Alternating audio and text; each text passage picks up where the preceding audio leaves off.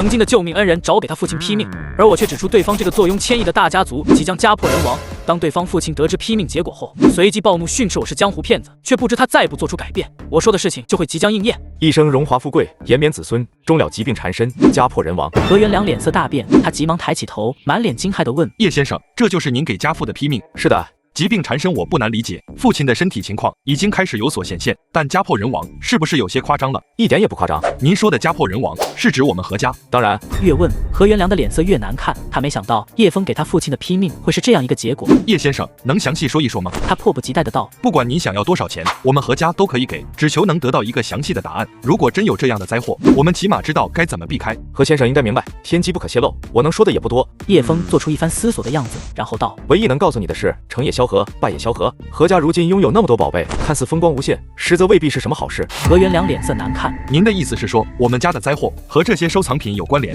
或者说是因为收藏品的存在让何家出了问题？差不多是这样吧，具体的我也说不清楚，但如果你们静下心来，也许可以想出答案。毕竟那是你们何家的东西，为什么会影响何家，只有你们明白。何元良没有再说话，他在思索，何家的收藏品价值超过1000亿之多，这还只是明面上的，有很多东西是不可以用价格来衡量的，属于真正的无价之宝。叶枫说，何家的收藏品会导致何家有灭顶之灾，这让何元良不得不慎重。家里的事情还有时间，不着急，现在非想出答案来。叶枫道：如果你还有其他的问题，现在可以问，我能回答得上来就答，答不上来，说明老天爷也不想让你们知道。何元良点点头，暂时放下了心里的忐忑不安，略一思索后问道：父亲希望何家能够转战生物行业，不知道是否可行？叶枫摇摇头，这个问题不需要我回答，凡事皆有可能，但如果何家过不去家破人亡的那一关，不管去了哪个行业都白搭。何元良表情凝重，把心里那些关于发展方向的问题都抛到一边。父亲是个重情义的人，当年家里移民的时候，有部分家属没有跟着走，现在几10年过去，已经失联，不知道叶先生能否指点一个方向？这个问题对叶枫来说倒不难回答。当年何家移民是往西方去，那么家属如果离开原住地也是一样，你们想念他们，他们也在想念你们，也许在沿海的几个城市去寻找会有答案。沿海城市太多了，不太好找啊。何元良一脸期盼的道：叶先生能否说的再仔细一点，比如说城市里有什么特征之类的？叶枫却反问道：何家有什么东西是最值钱的？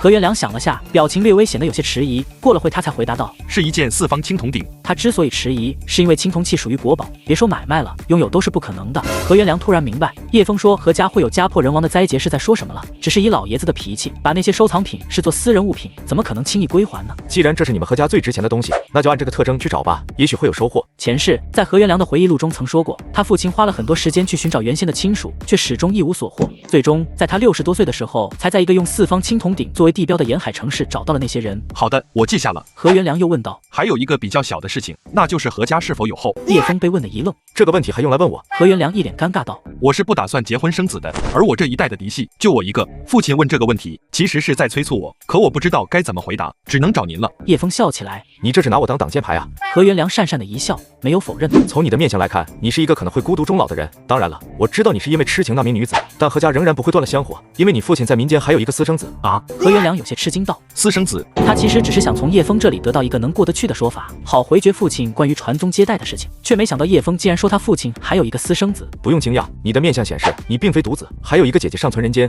叶枫道：如果你们想找到她，去问问你父亲当年的风流事都有谁，应该不难找到。以我所见，你姐姐现在大富大贵，还是很有名气的。何元良顿时激动的不行，我没有别的问题了，我现在就去给父亲打电话告知这些事情。今天实在太谢谢叶先生了，等和父亲沟通后，我一定给您满意的报酬。叶枫笑了笑道：我只是一个半吊子，说的未必一定准，不用太放心上。何元良摇摇头，一脸郑重的道：无论真假，起码在收藏品的事情上，您算是给我们何家提了个醒，这已经是非常大的恩德了。拱拱手之后，何元良转身离开，叶枫也没有再多待，回了卧室，却看到唐仲威正靠在床上看书。看什么呢？稻盛和夫的活法，听说他是那边最有名的商业之神，就好奇买了本。怎么突然想起来看这种书了？何先生说，你的未来不可限量，一定可以成为很厉害的人物。我只是一个水果店老板的女儿，如果不想被你拉开太远，就得多学习才行，不然的话，以后你想做什么，我可能都看不懂了。叶枫笑了2声道：何先生跟你说的还真不少，不过稻盛和夫虽然号称商业之神，但他的思想和理念未必适用于你。你现在是从小生意做起，需要学习的是人情世故和对心理的把握。如果真想学习，可以先看看心理学相关的书籍，至于活法，等以后做大了再看也来得及。好，我听你的。唐仲威立刻把书放在了一边，那乖巧的样子让让叶枫很是心动，搂着唐仲威在他额头上亲吻了一下，低声道：“我越来越期待再娶你的那一天了。”唐仲威脸色微红，当然明白他在说什么，带着些许羞涩和期待的道：“我也一样。”与此同时，何元良已经跟父亲何青山通了电话。我身体不好是身体不好，可这家破人亡是什么鬼东西？我们何家坐拥1000亿资产，怎么可能落得这样的下场？简直就是一派胡言！我看这就是个江湖骗子，你肯定是被他蒙了。何元良叹口气：“爸，我知道您肯定不太信，但在我看来，叶先生的批命并非没有道理的。您应该知道，咱们何家有很多存放在国外没带回来的东西，都属于国之重器。这样的东西真适合放在一个民间收藏家手里吗？那些眼红的人，或者希望他们能够进入博物馆的人，会不会因此来找我们的麻烦？他们有什么理由找麻烦？我又不是偷的抢的。再说了，不允许买卖也是现在定的。何家拥有他们的时候，可没这些规矩。话是这样说，但入乡随俗的道理，您总该明白，不怕人家来抢，就怕人家总惦记。没事给你找点麻烦啊。”何青山没有立刻说话，他其实也在想这个问题。行了，这件事以后再说，其他的问题都怎么说？涉及到何家的发展，我都没有问，只问了关于救亲友和香火的事情。他怎么说？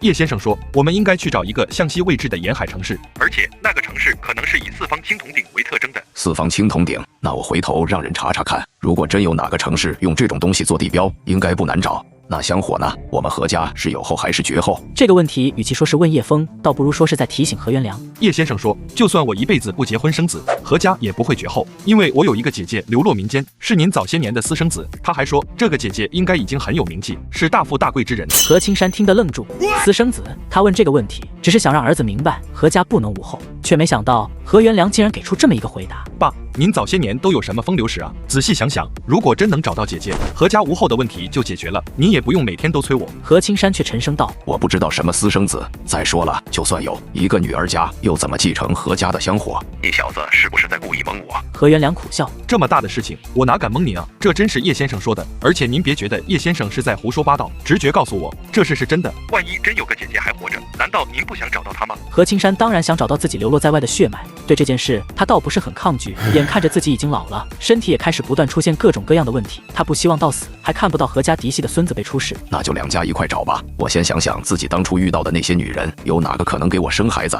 爸，如果这2件事验证是真的，那您是不是应该考虑叶先生的批命，把收藏品处理一下？何青山沉默了几秒，然后道：“能找到他们再说。”这话没有反对，就代表默认。何元良心里稍微松了口气。第二天，叶枫喊住了准备去菜市场的唐仲威：“上午不去卖水果了，我们先去买辆车。”啊！唐仲威惊讶的道：“买车？可我的驾照还没学好呢。”车可不是西红柿，去菜市场说买就买了，有时候可能还得等一段时间才能拿到呢。咱们先去看看，买不买再说。唐仲威略微犹豫了下，最后还是答应了。那行吧，但是别买太贵的，买个10万以内的国产车代步就好了。国产车现在的工艺水平跟不上，以后你可能会后悔的。有什么好后悔的？再差的车子也比电动车好得多吧。再说了，我就是一个家庭妇女，没事去菜市场卖水果，开太好的车子，万一被人刮了还心疼呢。唐仲威道：“倒是你自己出门在外和葛总他们应酬，如果真想买豪车，我也不是很反对。反正你是个有主意的人，这些事你自己看着办就行了。”叶枫一顿劝说后，才决定一人买一辆。两人先去了一家国产车 4S 店，花了7万多买下一辆，随后开着新买的国产车来到奥迪 4S 店。然而 4S 店的女销售看到从车上下来的两人，却连过来接待的兴趣都没。